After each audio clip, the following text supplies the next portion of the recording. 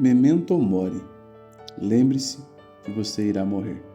Essa é uma das frases que eu aprendi há cerca de 5 anos atrás e mudou a minha vida, que me levou a passar a entender que viver melhor não é fugirmos de pensar a respeito da morte, mas é pensar na morte para que possamos viver o hoje de uma forma melhor.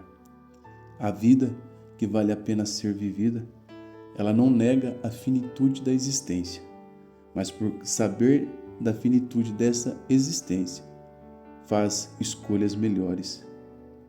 Então eu quero compartilhar com você algumas lições que eu aprendi à luz desse livro aqui, A Morte é um Dia que Vale a Pena Viver, e à luz também do que nós refletimos na Bíblia Sagrada. O texto de Salmos 90, verso 12 diz: ensina-nos a contar os nossos dias para que alcancemos coração sábio.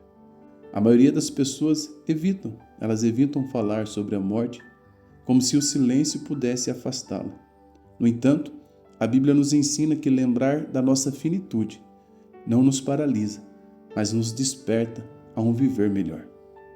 O livro A Morte é um Dia que Vale a Pena Viver nos mostra algumas profundidades que eu quero trazer para você nesse devocional à luz da Bíblia Sagrada. Quando eu sou convidado a algumas festas de aniversário e me dão a oportunidade para ler um texto, eu leio esse texto de Salmos 90, 12. E normalmente eu abro com uma frase que sempre choca, porque eu não digo mais um ano de vida, eu digo menos um ano de vida. Porque quando nós estamos celebrando um ano de vida, na realidade nós estamos vendo diante de nós um ano a menos para ser vivido. Mas isso não é alarmante, isso não é, digamos assim, pastor, desagradável pensar no momento do aniversário? Não, porque quando nós valorizamos e lembramos que o nosso tempo de vida é escasso, nós passamos a fazer escolhas melhores, nós passamos a viver melhor. E essa é a primeira lição que eu aprendo no livro e no texto da Bíblia Sagrada, que a finitude, ela nos ensina a viver melhor. Salmos 39, verso 4 diz assim: faz-me conhecer, Senhor, o meu fim e qual é a soma dos meus dias. Tiago, capítulo 4, verso 14, ele não vai meio que dourar a pílula para nós, ele diz a verdade acerca da nossa vida. Sois como neblina que aparece por um pouco e logo se dissipa. Ignorar a finitude gera uma ilusão de controle em nós. Já aceitá-la desperta a nossa sabedoria. Agostinho costumava dizer: ensina-nos, Deus, a viver bem, lembrando que não viveremos para sempre. Quando nós pensamos sobre a morte, ela nos faz lembrar o que realmente importa quando tudo silencia.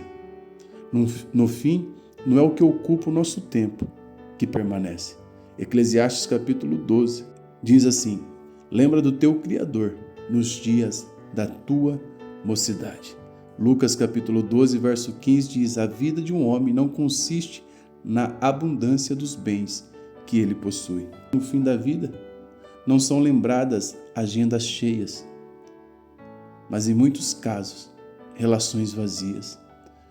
Vamos perceber que o que dói não é o que fizemos demais, mas o que não fizemos, ou seja, o que deixamos de fazer. O amor não declarado, o perdão não liberado, o tempo não investido. Jesus constantemente chama as pessoas a reorganizar prioridade, porque Ele sabe dessa necessidade. A pergunta que eu faço é: o que hoje parece importante, ainda será no fim da sua vida? Outro ponto no qual nós refletimos quando pensamos na morte é que nós devemos aceitar os limites, porque isso nos liberta do peso do controle. Talvez você possa declarar comigo aqui nos comentários: não controlamos tudo. E não controlar tudo, saber disso, é libertador. Provérbios 16, verso 9 já nos ensinava essa verdade quando dizia: o coração do homem planeja o seu caminho, mas é o Senhor que lhe dirige os seus passos. Salmo 127 também já despertava-nos para essa realidade, dizendo no verso 1: se o Senhor não edificar a casa, em vão trabalha os que a edificam. Grande parte da nossa ansiedade nasce da tentativa de controlar o que nunca esteve em nossas mãos. Reconhecer, irmãos, os nossos limites não é fracasso espiritual, é humildade diante de Deus. Confiar é descansar, e descansar é um ato de fé. Uma quarta lição que nós temos que entender diante da morte é que resolver pendências é um ato espiritual. Viver bem é alinhar o nosso coração. Efésios capítulo 4, verso 26 diz assim, não se põe o sol sobre a vossa ira. Entenda essa verdade. Pendências emocionais pesam mais que o cansaço físico. A Bíblia não separa a espiritualidade de reconciliação. Perdão adiado hoje se transforma em uma prisão silenciosa do seu amanhã. Jesus nos ensina que não basta adorar bem, é preciso amar bem. Eu sempre lembro de uma frase, quando eu falo de perdão, de Martin Luther King, que diz que eu faço opção pelo amor. O ódio é um fardo pesado demais de se carregar.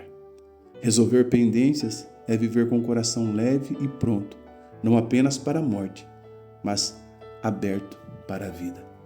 Quando nós vamos olhar esse texto, nós temos que entender a grande verdade.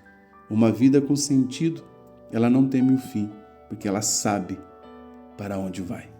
Diante dessa realidade, a pergunta final não é quando vamos morrer, mas como estamos vivendo hoje. Reflita sobre isso e se você quiser esse estudo completo na tela do seu celular, eu já estou disponibilizando ele no canal no WhatsApp. É só você entrar pelo link que está aqui no primeiro comentário fixado. Lá eu envio os vídeos que postamos aqui no canal e também posto os materiais extras que podem edificar a sua fé. Deus te abençoe neste sábado. Segunda-feira voltamos com a nossa série Juízes, o Despertar dos Improváveis. E se você for fazer investimento em um livro, considere comprar esse livro. A morte é um dia que vale a pena viver. Vai te ajudar com bastante reflexões sobre como viver o nosso hoje melhor. Forte abraço.